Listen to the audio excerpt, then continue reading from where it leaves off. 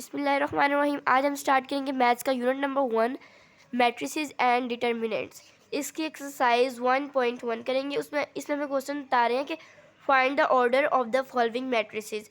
हमें बस मैट्रिक्स दिया हुआ है, उसको हमने ऑर्डर फॉर्म में करना है। इसको हम लोग ऑर्डर फॉर्म में कैसे करेंगे कि हमारे पास क्वेश्चन दिया हुआ है A is equals to 2 minus 5 3 और 6। ठीक है, ये हमारे पास क्वेश्चन दिया हुआ है। इसमें हमने बताना है कि इसकी कितनी रोज़ हैं और कितने कॉलम्स हैं। इसमें हम कहते हैं कि रोज़ सबसे पहले लिखेंगे। रोज़ इज इक्वल्स टू, रोज़ कितनी है 1 2। जो इस तरह होती हैं उसको हम लोग रोज़ कहते हैं, जो इस तरह होती है उसको हम लोग कॉलम कहते हैं। अब हम लोग इस तरह काउंट करेंगे। रोज़ कितनी है हमारे पास 2, और कॉलम्स कितने हैं 2। ठीक है, अब हमारे पास रोज़ भी आ गई हैं और कॉलम्स भी आ गई हैं। अब हमने इसका बेसिक हमारे पास क्वेश्चन में कहा गया है कि ऑर्डर ऑफ मैट्रिसेस, मुझे ऑर्डर निकालने हैं। तो ऑर्डर कैसे निकालेंगे?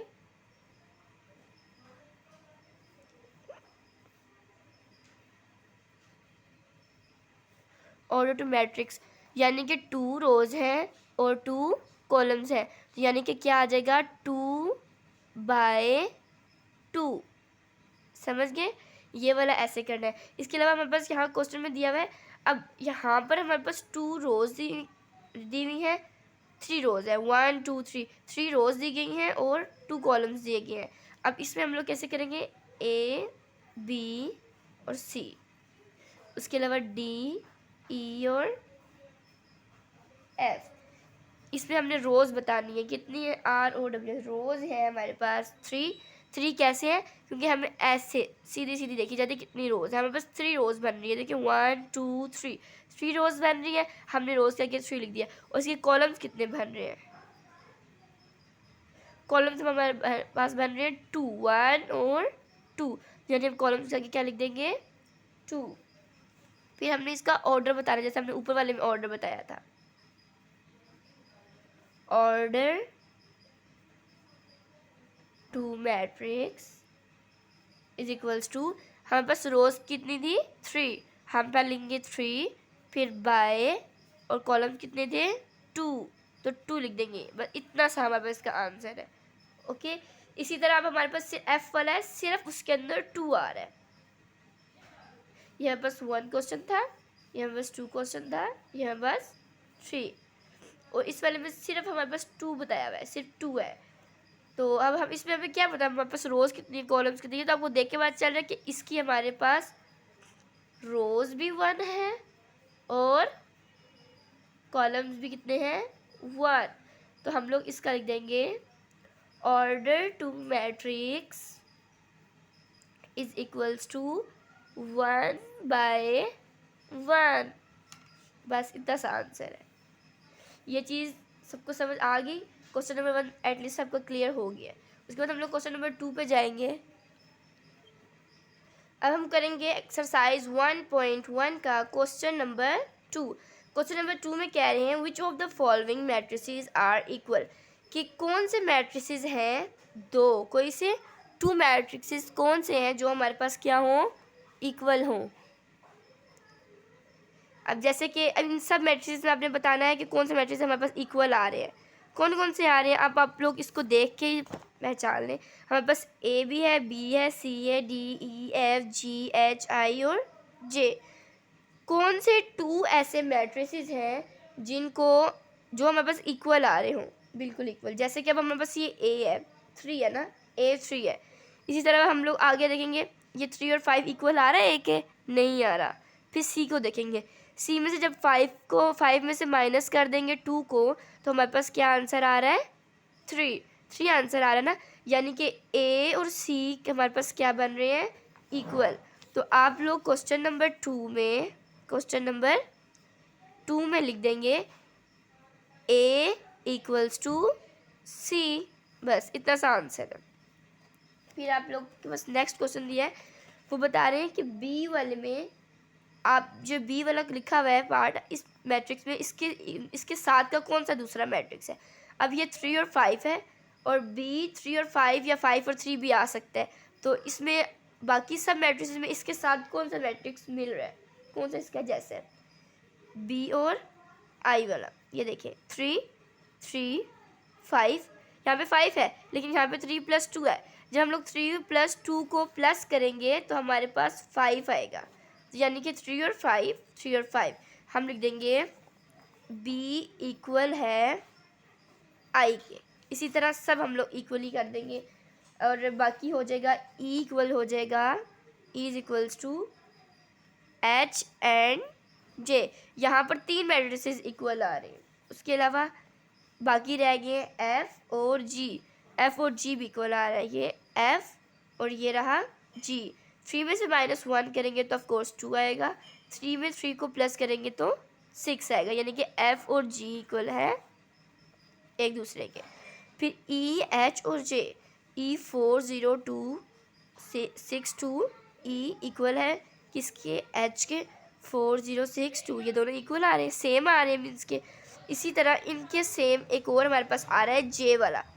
2 में 2 को प्लस करो तो 4, 2 में से 2 को माइनस करो तो 0, 4 में 2 प्लस करो तो 6, 2 में 0 प्लस करो तो 2, यानी कि ई एच और जे क्या आ रहे हैं हमारे पास, ये तीनों इक्वल आ रहे हैं। अब हम करेंगे क्वेश्चन नंबर 3। क्वेश्चन नंबर 3 में कह रहे हैं find the value of A B C and D. A B C D की वैल्यूज़ को हमने करना है find which satisfy the matrix equal. कौन से मैट्रिक्स हैं जो इक्वल आ रहे हैं। अब हम देखेंगे क्वेश्चन नंबर 3 को। क्वेश्चन नंबर 3 हमारे पास a + c, a + 2b, 4d - 6 और c - 1, 0 3 - 7 2 और d। ठीक है, अब हम लोगों ने देखना है हम a b c और d की हमने बेसिक निकालनी थी, a b और c d की वैल्यू। सबसे पहले हमारे पास a है, a + c किसके इक्वल है, 0 के, इज इक्वल्स टू 0।